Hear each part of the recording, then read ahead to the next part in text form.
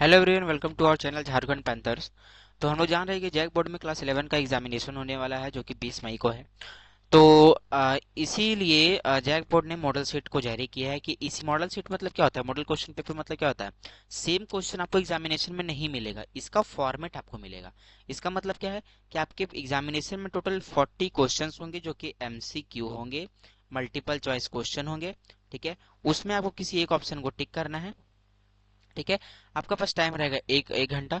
और सब्जेक्ट ये फिजिक्स का है, इसमें आपको रोज 2-3 वीडियो जरूर मिलेंगे।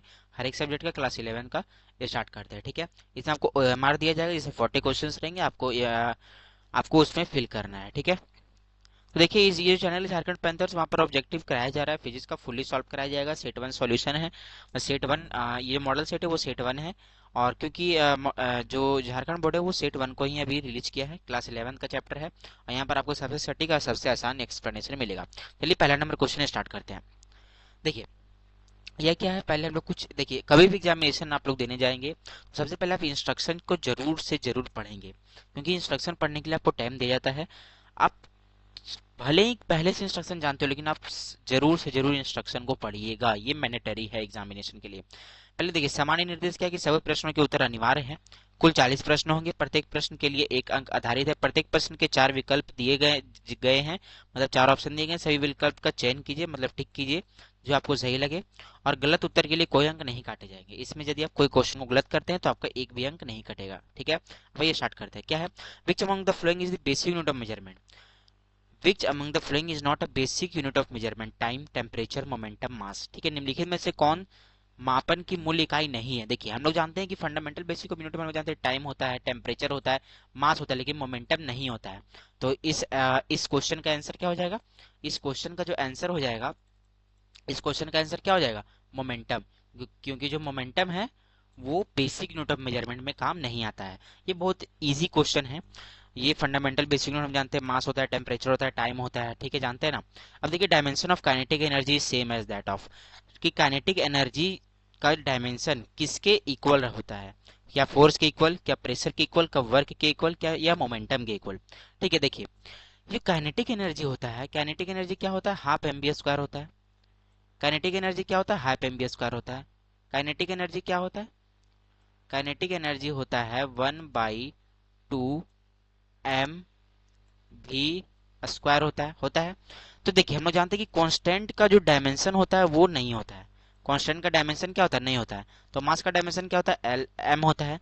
और वेलोसिटी का डायमेंशन क्या होता है, LT-1 का क्या है, होल स्क्वायर है। क्या है, होल स्क्वायर। तब इसको इस तक कीजिएगा, क्या आ जाएगा, ML2 और T-2। हम जानते हैं कि ML2 T-2 किसका होता है, फोर्स का तो होता नहीं, फोर्स का होता है ML-T-2।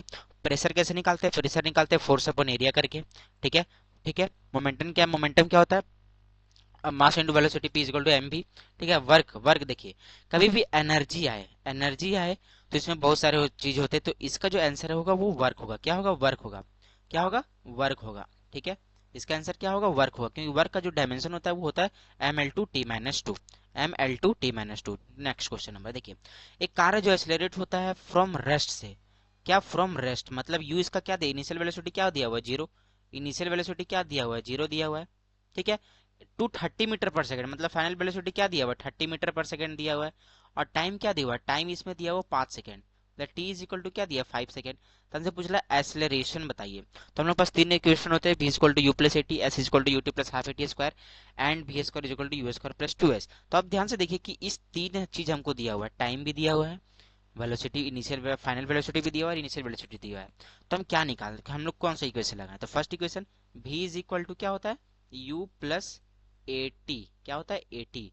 तो भी क्या है, भी यहाँ पर आपका 30 दिया हुआ है, 30 दिया हुआ है, इज इक्वल टू यू कितना है, जीरो है। और हम लोग को ए निकालना है, ए को ए लिखेंगे और टाइम को 5 लिख देंगे। ठीक है, तो ई 30 डिवाइडेड बाई 5 होगा, ये कि इस किसके इक्वल हो जाएगा, टाइम के इक्वल हो जाएगा। तो ये कितने बार में कटेगा, ये टोटल 6 बार में कटेगा। तो इसका आंसर क्या हो जाएगा, 6 मीटर पर सेकेंड स्क्वायर। ठीक है, अब फोर्थ क्वेश्चन है कि equation of motion is applicable to motion with, कि गति की समीकरण गति पर किस स्थिति में लागू है। ठीक है, या फिर uniform acceleration, constant acceleration, non uniform acceleration, none of this. तो इसका आंसर क्या होगा? Uniform acceleration. ये क्वेश्चन इंपॉर्टेंट है, इसको जरूर याद करके जाइएगा और इस तरह का क्वेश्चन जरूर कीजिएगा क्योंकि ये एग्जामिनेशन में आते हैं कि क्या है, equation of motion is applicable to motion with uniform acceleration. ठीक है। क्वेश्चन नंबर 5 कि when a force is applied to an object, जब भी किसी भी ऑब्जेक्ट में फोर्स को अप्लाई किया जाता है इन direction of motion, suppose that आप ये कोई बॉक्स है, ठीक है, आप ये इधर मोशन कर रहा है, मतलब हम इसको ढकेल रहे हैं, आप इसके मोशन के ही डायरेक्शन में आप इधर फोर्स लगा रहे हैं, तो पूछ रहा है कि what happened to its acceleration, तो इसके एक्सेलरेशन में क्या होगा। तो हम लोग इक्वेशन जानते हैं कि F बराबर क्या होता है? ma होता है। F बराबर क्या होता है? ma होता है। तो मतलब देखिए, अब फोर्स बढ़ेगा तो मास भी, मास बढ़ेगा तो फोर्स बढ़ेगा, तो एक्सेलरेशन भी क्या होगा, क्योंकि ये डायरेक्टली प्रोपोर्शनल होते हैं, तो क्या होगा? इट इंक्रीजेस होगा, इट इंक्रीजेस होगा। ठीक है। आते हैं क्वेश्चन नंबर 6 में, what is the relationship between acceleration and time for an object moving with constant acceleration. क्या होता है? कांस्टेंट होता है। क्या होता है? कांस्टेंट। ये आपको नोट्स में लिखाया गया होगा, आप कहीं भी पढ़ते होंगे तो ये चीज आपको लिखाया होगा। ठीक है। The resultant of two vector is maximum when the angle between them. देखिए, रिजल्टेंट दो वेक्टर का रिजल्टेंट मैक्सिमम कब होगा? जब उसके बीच का एंगल क्या होगा? एंगल क्या होगा? 0 डिग्री होगा। क्या होगा? 0 डिग्री होगा। ठीक है, क्लियर। रिजल्टेंट वेक्टर क्या होता है? R is equal to under root of A square plus B square plus 2ab cos theta, 2ab cos theta. ठीक है, तो वो क्या हो जाता है? मैक्सिमम हो जाता है। ठीक है, समझ में आ गया। 8 number, the scalar product of two vector is also known as. दो वेक्टर का स्केलर प्रोडक्ट को क्या कहा जा सकता है? ठीक है, तो 8 का क्या होगा? बी। आप दो स्केलर प्रोडक्ट को यदि आप क्या करते हैं, प्रोडक्ट करते हैं, तो आपको क्या देगा? आपको डॉट प्रोडक्ट देगा। ठीक है। अब आते हैं next question, what is the angle projection for maximum range in projectile motion. आप पढ़ेंगे projectile motion, motion in a straight line में। ठीक है, उसने पूछ रहा है कि मैक्सिमम रेंज क्या होगा एंगल ऑफ प्रोजेक्शन का, एंगल ऑफ प्रोजेक्शन का मैक्सिमम रेंज क्या होगा? तो क्या होता है? 45 डिग्री होता है। क्या होता है? 45 रेंज का आप लोग फॉर्मूला भी जानते होंगे। ठीक है, तो उसी से आप लोग जब एंगल 45 डिग्री आप पुट कीजिएगा ना, तो आपको मैक्सिमम रेंज मिलेगा। तो वही इस क्वेश्चन में कहा गया है। ठीक है। Next question, which of the following quantity remain constant through out projectile motion. की प्रोजेक्टाइल मोशन जब होता है तो उस दौरान क्या कौन सा क्वांटिटी क्या होता है? रिमेन कांस्टेंट होता है। तो क्या होता है? एक्सेलरेशन। जानते हैं कि वेलोसिटी भी चेंज होता है, स्पीड भी चेंज होता है, सिर्फ एक्सेलरेशन ही जो रहता है वो चेंज नहीं होता। ये क्या होता है? कांस्टेंट होता है। ठीक है। अब देखिए, Newton second law of motion क्या होता है? F is equal to D P by D T. F बराबर एमबीएस पर क्या होता है? ये force Newton second law of motion नहीं है। ठीक है। एफ बराबर एमबी भी Newton second law of motion नहीं है। एफ बराबर एम स्क्वायर वी भी second Newton second law of motion नहीं है। F is equal to D P by D T. ये आपके एग्जामिनेशन के लिए बहुत इंपॉर्टेंट है, ये आप एक बार जरूर से जरूर देखिएगा। ठीक है। अब आते हैं ball of mass M, strike a rigid ball. एक मास का बॉल, एक बॉल है जिसका मास m है और वो एक दीवार से टकराता है, उसका वेलोसिटी क्या है? u है। And rebounds the same speed, और उस सेम स्पीड से ही वापस आ जाता है। तो impulse imparted by the ball क्या हो जाएगा? तो इम्पल्स इज इक्वल टू क्या था? Force in time. ठीक है, तो m है। ठीक है, m गया और m आया, तो 2m माइनस यू, तो -2m, क्योंकि वो रिबाउंड हो गया, उसी जिस तरह गया उसी रास्ते पे वो वापस आ गया, तो क्या हो गया? -2mu। ठीक है। Lubrication is used to. Lubrication क्या होता है? लुब्रिकेशन जब भी किसी चीज का फ्रिक्शन बढ़ जाता है ना, तो उसमें हम लोग ग्रीस ऑयल वगैरह यूज करते हैं, उसके क्या फ्रिक्शन को घटाने के लिए, to decrease the friction, to decrease the friction, to decrease the friction. ठीक है, क्लियर है? क्लियर है। अब आते हैं, देखिए 40 number, a force of 10 Newton act on a body. एक बॉडी है जिसपे 10 न्यूटन का फोर्स लग रहा है, सपोज दैट एक बॉक्स है जिसपे 10 न्यूटन का फोर्स लग रहा है और उसका मास क्या है? m है। तो पूछ रहा है acceleration produce in a body. देखिए कितना इजी क्वेश्चन है। हम लोग जानते हैं कि F इज इक्वल टू होता है ma। ठीक है, इसमें हमको a निकालना है, तो इज इक्वल टू क्या हो जाएगा? F बाई m हो जाएगा। ठीक है, तो F क्या है? F यहाँ पर है आपका 10 न्यूटन और मास कितना? 1, तो इसका आंसर क्या हो जाएगा? 10 मीटर पर सेकेंड स्क्वायर हो जाएगा। देखिए यहाँ पर 10 मीटर पर सेकेंड दिया, लेकिन ये नहीं होगा क्योंकि ये वेलोसिटी का यूनिट है, हमको चाहिए एक्सेलरेशन, तो एक्सेलरेशन का यूनिट क्या होता है? मीटर पर सेकेंड स्क्वायर। ठीक है, तो relation between kinetic energy and momentum of a body mass. तो काइनेटिक एनर्जी और मोमेंटम के बीच में क्या रिलेशन है? K is equal to P square by 2m। ये बहुत इंपॉर्टेंट है, इसका 2-3 फॉर्मूला होते हैं, वो आप देख लीजिएगा। तो K is equal to P square by 2m होता है। ठीक है। 16 number question, what will be the kinetic energy of an object when its velocity is triple. देखिए किसी ऑब्जेक्ट का वेलोसिटी को 3 गुना कर दिया जाए तो उसका काइनेटिक एनर्जी क्या होता है? हम जानते हैं काइनेटिक एनर्जी इक्वल टू क्या होता है? हाफ एम भी स्क्वायर। अब बोल रहा है कि किसी भी ऑब्जेक्ट का वेलोसिटी को 3 गुना कर दे, 3 गुना करेंगे तो क्या होगा? 1/2m इंटू 3 का स्क्वायर, 3 गुना कर दिया, ठीक है। 3 का स्क्वायर क्या हो जाएगा, 9/2, ठीक है ना। तो ये क्या हो गया, तो ये क्या हो गया, ये तो काइनेटिक एनर्जी है, तो ये क्या हो गया, तो इसका जो आंसर होगा वो क्या हो जाएगा, 9 टाइम्स हो जाएगा। 3 का स्क्वायर कर देना वी स्क्वायर, तो क्या हो जाएगा 9 टाइम्स, क्या हो जाएगा 9 टाइम्स, ठीक है। 1 horse power is equal to क्या होता है, 746 वाट। ये बहुत इंपॉर्टेंट है, ये आप याद कर लीजिएगा, इस तरह क्वेश्चन आपको जरूर एग्जामिनेशन में आएंगे। ये आंसर रखिएगा 1 horse power is equal to 746 watt. फिर पूछ रहा है kilo watt hour is the unit of the following, kilo watt hour किसका यूनिट है, तो किसका यूनिट है, एनर्जी का, किसका यूनिट है, एनर्जी का, ठीक है। Which of the following is the translatory analogue of moment of inertia, कि मोमेंट ऑफ इनर्शिया का एनालॉग मतलब उल्टा कौन सा है, कौन सा है, तो क्या होगा, मास होगा। देखिए ये जो एनालॉग के क्वेश्चन है ना वो आपके एग्जामिनेशन में हर साल पूछे जाते हैं। तो आप यदि ये रोटेशनल मोशन का बनाए होंगे नोट्स, तो आप ये चीज जरूर देखिएगा कि मोमेंट ऑफ इनर्शिया का एनालॉग मास होता है। बहुत सारी चीजें जिसका एनालॉग डिफरेंट डिफरेंट चीजें होते हैं, वो आप जरूर देख के जाइएगा, ठीक है। कि अब क्वेश्चन नंबर 19 हो गया। Question number 20, where is the centre of mass of a uniform rod located, uniform rod, uniform rod का सेंटर ऑफ मास कहाँ लोकेटेड होता है, कहाँ होता है, at the mid point of the rod, at the mid point of the rod, ठीक है। आप कभी भी इमेजिन करते होंगे, आप एक अपना एक उंगली में आप पेन रखिए, आप रखिए, देखिए आप उसको जब एक ऐसा पॉइंट आएगा जहां पर वो क्या होगा, इक्विलिब्रियम में आ जाएगा, मतलब वो स्टेबल हो जाएगा, तो वही उसे क्या होता है, at the mid point of the rod, ठीक है। 21 number, what is the moment of inertia of a solid sphere of mass m and radius r about its diameter, कि मोमेंट ऑफ इनर्शिया एक सॉलिड स्फीयर का क्या होता है जिसका मास m है, रेडियस r है, अबाउट इसके डायमीटर पे, तो क्या होता है, और 2/5 mr²। देखिए ये सब चीज जो है, moment of solid sphere, sphere, ये सारी चीज आप लोग याद कर लीजिएगा, ये काफी इंपॉर्टेंट है, ये आपके एग्जामिनेशन में गारंटेड आएंगे ही आएंगे, ठीक है। तो 2/5 mr², ठीक है, 21 हो गया। 22, what is the escape velocity of earth approximately, escape velocity मतलब क्या होता है अर्थ का, कि अर्थ से हम लोग किसी ऑब्जेक्ट को यदि 11.2 किलोमीटर पर आवर से फेंकते हैं तो वो कभी वापस नहीं आएगा।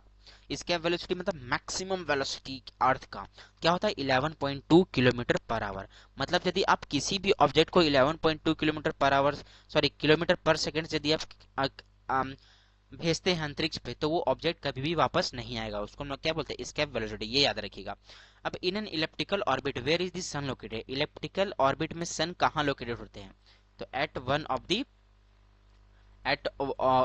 ऑफ द फोकाई, ठीक है, फोकस में से एक पर, फोकस में से, फोकाई मतलब क्या होता है, फोकस का प्लूरल फॉर्म है फोकाई, मतलब फोकस मतलब एक से ज्यादा फोकस पॉइंट रहेगा तो उसको हम लोग फोकाई बोलते हैं, ठीक है। समझ में आ गया। क्वेश्चन नंबर 23 हो गया। The weight of an object on the moon is approximately क्या होता है, 1/6 of its, 1/6 of the earth. ये तो क्लास 9 में आप लोग ही पढ़े होंगे, इसमें कोई दिक्कत वाली बात नहीं है। For a satellite moving in an orbit around the earth, the ratio of kinetic energy to its potential energy, क्योंकि सैटेलाइट जब कोई भी ऑर्बिट में मूव कर रहा है अर्थ के अराउंड, तो काइनेटिक एनर्जी और पोटेंशियल एनर्जी का रेशियो क्या होगा, क्या होता है 1/2, 1/2, ठीक है। The restoring force per unit area is known as, restoring force per unit area is known as क्या होता है, स्ट्रेस, ये आप लोग पढ़े होंगे इलेक्ट्रिसिटी में, इलेक्ट्रिसिटी चैप्टर में, ठीक है, ठीक है ना। मैकेनिकल प्रॉपर्टी ऑफ सॉलिड में पढ़ेंगे, स्ट्रेस क्या होता है, स्ट्रेन क्या होता है, इलास्टिसिटी क्या होता है, प्लास्टिसिटी क्या होता है, यंग्स मॉडुलस क्या होता है, बल्क मॉडुलस क्या होता है, ये सारी चीज जरूर पढ़िएगा। लेकिन आप इधर क्वेश्चन पूछा गया restoring force per unit area, F/A क्या होता है, स्ट्रेस होता है। स्ट्रेस मतलब वो स्ट्रेस नहीं, स्ट्रेस मतलब ये वाला stress force. Substance which can be stress to cause large strains are called, जिन पदार्थों को बड़े उपभेदों का कारण बनने के लिए फैलाया जा सकता है उन्हें क्या कहा जा सकता है, क्या कहा जा सकता है, इलास्टोमेट, इलास्टोमर, इलास्टोमर। देखिए ये क्वेश्चन इंपॉर्टेंट है, इसको जरूर देख लीजिएगा। 1 पॉइज इज इक्वल टू क्या होता है, 1 पॉइज इज इक्वल टू होता है 0.1 न्यूटन सेकेंड पर मीटर स्क्वायर, ठीक है, न्यूटन सेकेंड पर मीटर स्क्वायर। फिर देखिए 29 क्वेश्चन क्या है, the frictional resistance for fluid in motion, कि फ्रिक्शनल रेजिस्टेंस मतलब क्या, रुकावट किसके में, फ्लूइड में, उसके मोशन में क्या होता है, क्या होता है, कि proportional to the surface area of contact, sir proportional होता है सरफेस एरिया ऑफ कांटेक्ट का। ये सारे चीज आप नोट्स बनाए होंगे तो उसमें लिखा होगा, ठीक है, कहीं से भी आप पढ़े होंगे तो उसको नोट्स में जरूर लिखा होगा, ठीक है। 30 नंबर क्वेश्चन क्या है, a drop of water is broken into 2 drops, एक ड्रॉप ऑफ वाटर है वो क्या हो गया, 2 ड्रॉप में टूट गया, 2 ड्रॉप में टूट गया, ठीक है। The sum of which property of the 2 drop is equal to the single one, ठीक है, क्या है कि दो बूंदों के किस गुण का योग एक बूंद के गुण के, मतलब 2 बूंद है तो क्या एक बूंद का दूसरे बूंद से कुछ गुण बराबर है, तो उसमें क्या बराबर होंगे, क्या होगा, वॉल्यूम उसका बराबर होगा, क्योंकि समझ लो ये सपोज 6 ml का एक ड्रॉप है। यदि ये टूटेगा तो 3-3 ml में ना टूटेगा भाई। भले इसका सरफेस एरिया कुछ भी हो, ये छोटा हो ये बड़ा हो, लेकिन इसका क्या हो जाएगा, वॉल्यूम क्या होगा, सेम होगा। ठीक है। अब क्या है, when water is heated from 0 degree Celsius to 4 degree Celsius, the volume of water, जब वाटर को गर्म करते हैं 0 डिग्री सेल्सियस से 4 डिग्री सेल्सियस, तो उस वाटर का वॉल्यूम में क्या होता है, वो क्या वो रिमेन सेम होता है, घटता है, बढ़ता है, या तो फिर कुछ भी नहीं होता है, तो क्या होता है, घटता है। क्या होता है, घटता है। फिर the absorptive power of perfectly black body, ठीक है, क्या होता है, 32 का आंसर क्या होगा, 1। किसी भी ब्लैक बॉडी का परफेक्टली जो एब्जॉर्प्टिव पावर होता है वो 1 होता है। ठीक है। The zeroth law of thermodynamic leads to the concept of क्या होता है, 33 ना, the zeroth law of thermodynamic lead to the concept of temperature, ये क्या करता है, zeroth law of thermodynamic temperature के बारे में बताता है। ठीक है। First law of thermodynamic leads to क्या करता है, थर्मोडायनामिक क्या करता है, कंजर्वेशन ऑफ एनर्जी। ये जरूर याद रखिएगा, first law, zeroth law, second law of thermodynamic किस कंजर्वेशन पे काम करता है, तो वो जरूर याद रखिएगा। इसमें फर्स्ट लॉ पूछा गया है तो कंजर्वेशन ऑफ एनर्जी होगा। ठीक है। ऐसा unit of universal gas constant R क्या होगा, 35 का क्या होगा, जूल पर मोल पर kelvin. In monoatomic gas molecule degree of freedom क्या होता है, डिग्री ऑफ फ्रीडम क्या होगा, बी। ये सब चीज याद रखिएगा, मोनोटॉमिक गैस में डिग्री ऑफ फ्रीडम क्या होता है, 3 होता है। ठीक है। What is the time period of a pendulum that complete 10 oscillation in 20 second, तो क्या हो जाएगा, ये न्यूमेरिकल है, ये जरूर बना लीजिएगा, 2 सेकेंड। ठीक है। हाँ, तो what is the sign of frequency, frequency का साइन क्या होता है, हर्ट्ज होता है, हर्ट्ज होता है ना। विच of the following is an example of transverse wave, transverse wave का एग्जांपल कौन सा होता है, क्या होता है, लाइट वेव होता है, लाइट वेव होता है, लाइट वेव होता है। The maximum displacement of a particle from its equilibrium position in a wave is called, maximum displacement किसी पार्टिकल को उसकी इक्विलिब्रियम पोजीशन से वेव तक, क्या वो उसको बोलेंगे हम लोग, एम्पलीट्यूड बोलेंगे। क्या बोलेंगे, एम्पलीट्यूड। तो ये पूरा मॉडल सेट सेट 1 खत्म हो गया 2024-25 के लिए। इसके बाद हम 23-24 लाएंगे, फिर 22-23 लाएंगे, 21 मतलब जब भी एग्जाम हुआ सारा का मॉडल सेट सॉल्यूशन करा देंगे, फिर जो क्वेश्चन आए थे एग्जामिनेशन में, जो क्वेश्चन आए हैं उसको सॉल्व करा देंगे। तो अगर पसंद है तो like and subscribe my channel. ठीक है। Thank you.